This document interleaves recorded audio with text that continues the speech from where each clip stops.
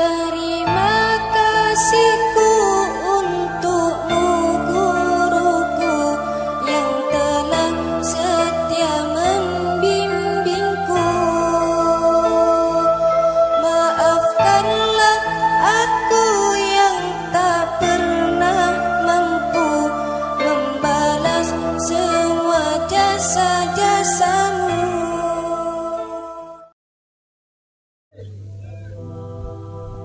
Assalamualaikum warahmatullahi wabarakatuh. Bismillah walhamdulillah wassalatu wassalamu ala rasulillah wa ala alihi wa sahbihi wa mawalah. Ahibba'il kiram, usikum jami'a wa nafsi bi taqwallah wa bi ta'ati rasulillah sallallahu alaihi wasallam. Fa nas'alallah subhanahu wa ta'ala ayyahdiyana ila siratihil mustaqim wa yaj'alana minal muttaqin wa yudkhilana jannatahu jannatan na'im, amin ya rabbal alamin. Segala puji kita panjatkan bagi Allah Jalla Jalaluh. Saya bersyukur sekali kepada Allah, sangat berbahagia pada hari ini akhirnya saya sekeluarga bisa kembali pulang ke rumah. Alhamdulillahirabbil alamin. Dan saya juga mengucapkan terima kasih secara khusus kepada pengurus Dewan Pimpinan Luar Negeri Front Pembela Islam Saudi Arabia. Beberapa pengurusnya ikut dengan saya pada hari ini. Mereka ikut mengawal dari Mekah, Jeddah sampai ke tempat ini. Di antara yang ikut ada Ustadz Abdul Hakim selaku sekretaris dari FPI Saudi. Kemudian ada juga Ustadz Son Haji, Ustadz Jazuli, Ustadz Ehsan. Kemudian juga ada Habib Abdullah Maulad Dawilah. Ditambah lagi Habib Abu Bakar Mugebel. Jumlah semua kami berangkat dari sana ada 18 orang. Alhamdulillah semua dimudahkan. Kita doakan mereka-mereka yang telah dengan setia menemani kita, membantu kita sehingga semua urusan menjadi lancar. Jazahumullahu khairal jaza. Nah, baiklah ya ikhwan, yang pertama ingin saya sampaikan di sini, saya sekeluarga selama tinggal di kota suci Makkah tidak ada kesulitan apapun. Jadi kita tidak ada kesulitan, kita tidak ada kesusahan, walaupun ada pihak lain yang mencoba untuk membuat saya sulit, membuat saya susah, tapi alhamdulillah tidak pernah berhasil. Wa yamkuruna wa yamkurullah wallahu khairul makirin. Jadi kalau saya malu sekali kalau saya harus katakan, oh di Mekah ini susah, kita diasingkan, kita dijauhkan. Enggak. Di Mekah nikmat, baladan aminan mubarakat. Kita mendapatkan kenikmatan di Mekah luar biasa. Di sini saya banyak kawan, sampai di Mekah saya dapat kawan juga tidak kalah banyak. Di sini kita punya jamaah, sampai di Mekah juga kita punya jamaah. Di sini kita punya pengajian, sampai di Mekah juga kita buka pengajian. Di sini kita punya gerakan dakwah, ternyata di Mekah juga kita buka gerakan dakwah. Jadi artinya nggak ada yang kurang. Bahkan sekali lagi kita katakan di Mekah ini tentu punya kelebihan yang luar biasa. Untuk ibadah 100.000 kali lipat ganjarannya.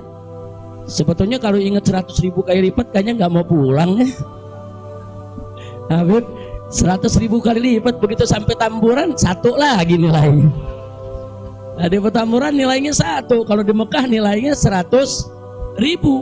Laulal wajibat dakwiyah, kalau tidak ada kewajiban dakwah di negeri ini, saya tidak akan tinggalkan Mekah. Kita cinta Mekah. Mekah luar biasa, satu negeri yang memang penuh keberkahan. Baladan aminan mubarakat.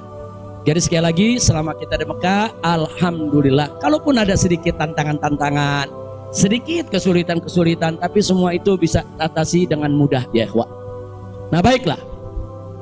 Kemudian yang perlu saya sampaikan juga ya ikhwan, di tempat ini kenapa muncul aneka ragam isyaat, yaitu isu-isu, gosip, rumor dan lain sebagainya. Katanya saya mau ditangkap lah, mau dideportasi lah, kemudian juga overstay lah, dan seterusnya. Jadi yang ingin saya sampaikan di sini, ya saya memang overstay pada awalnya. Jadi sebulan sebelum visa saya habis, saya waktu itu mendapat pencekalan, tidak boleh pulang. Nah, tapi pencekalan tersebut bukan karena melanggar aturan, bukan karena melanggar ketentuan keimigrasian, bukan. Jadi kalau ada mengatakan karena ada pelanggaran, ada pidana, bohong, saudara. Itu hoax, bahkan itu fitnah. Jadi saya dicekal li asbabin amniyah. Itu ditulis dalam surat cekalnya.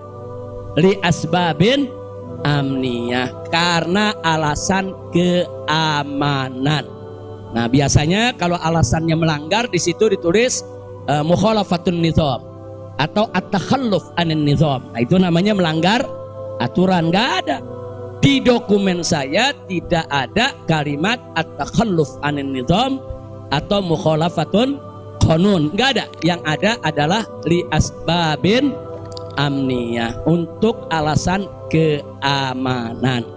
Nah, tentunya saya tidak diam. Saya terus melakukan lobby dengan pemerintah Saudi, dengan otoritas Saudi. Ini asbabun amniyah yang bagaimana maksudnya, kemudian kenapa saya tidak bisa keluar, dan seterusnya. Ini terjadi pembicaraan yang cukup panjang ya, ikhwan.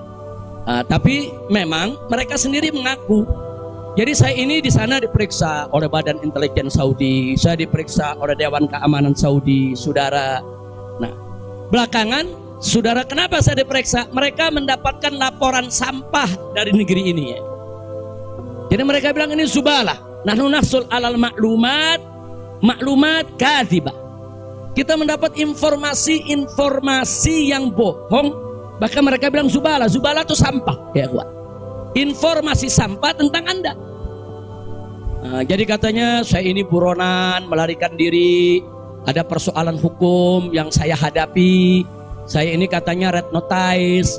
Kemudian ada lagi yang mengatakan kalau saya ini saudara orang politik yang selalu bikin keributan di mana-mana, nanti bahaya untuk keamanan Saudi.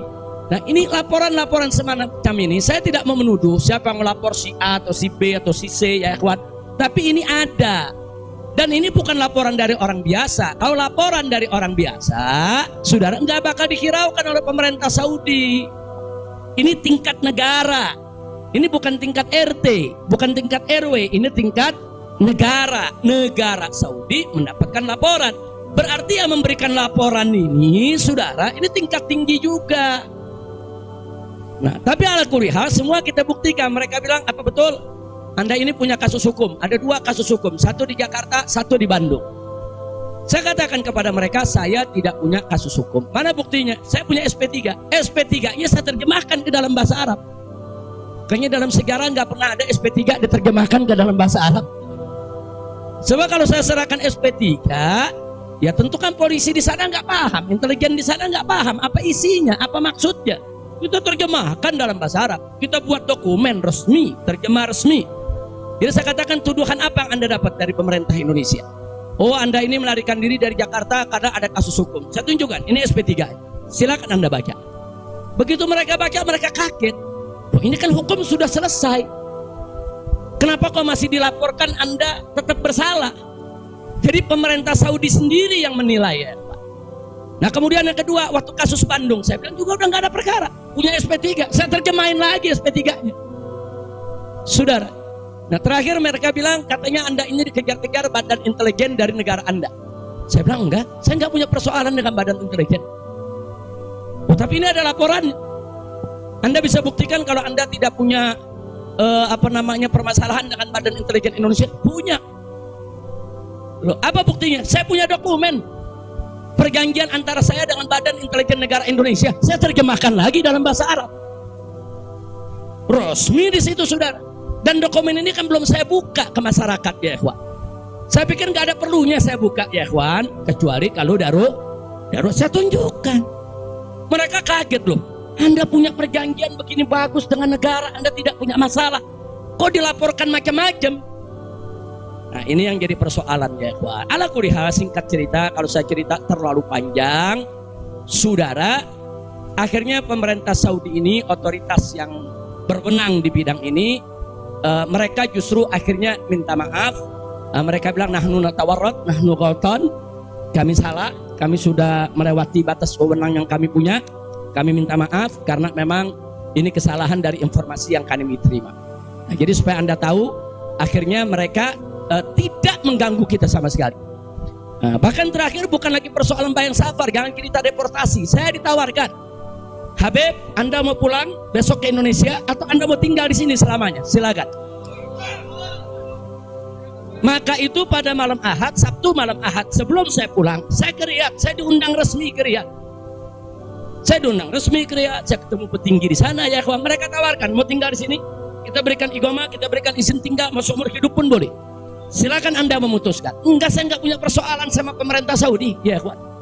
Jadi bohong kalau ada yang bilang saya punya persoalan. Jadi makanya kalau pejabat tuh jangan sembarang bicara. Kalau mau bicara tuh mesti punya data dong. Masa pejabat bicara nggak pakai data? Kalau nggak pakai data, pedagang kopi di warung-warung, ya kan dagang kopi di warung nggak pakai data. Ada kopinya seduh, pakai gula, selesai kasih. Kira-kira jelas gak?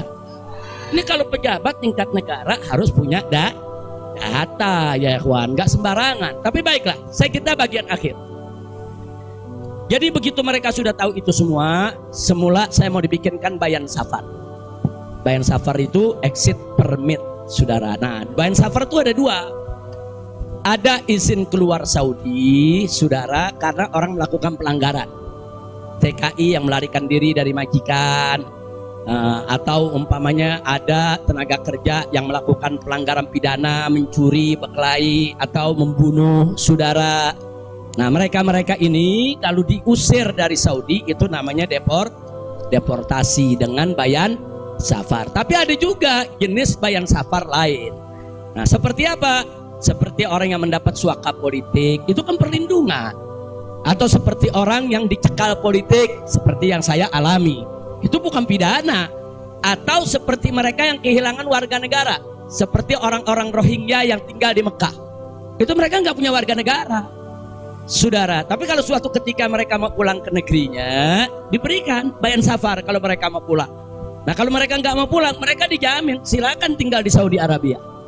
Nah jadi ini namanya bayan safar.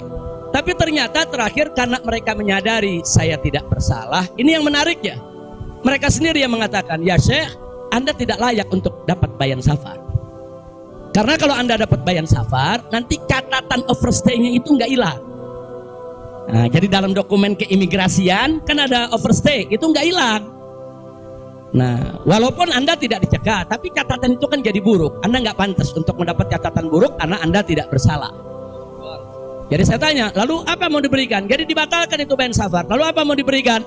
Kami perpanjang visa Anda. Jadi selama 2 tahun lebih, 3 tahun setengah itu ya kawan, seolah-olah saya punya visa umurnya 3 tahun setengah. Tidak ada overstay ya kawan. Nah cuman pada saat mereka tanya, mau diperpanjangnya sampai kapan ya Syekh? Dia tanya, saya mau sebulan, mau 2 bulan lagi. Saya katakan enggak, saya mau pulang tanggal 9 insya Allah. Jadi cukup bayan safar, bukan bayan safar, tamdidnya cukup sampai tanggal 11 ya kawan. Nah cukup tanggal 11, tanggal 9 insya Allah saya pulang. Nah jadi ini yang perlu saya sampaikan sekaligus klarifikasi, bohong. Kalau ada mengatakan saya melanggar aturan di sana, saya dicari, saya mau dipenjara, bohong. Nah, dan saya sesalkan kalau kalimat-kalimat semacam itu keluar dari mulut pejabat ya kawan. Kira-kira jelas tidak? Paham semua?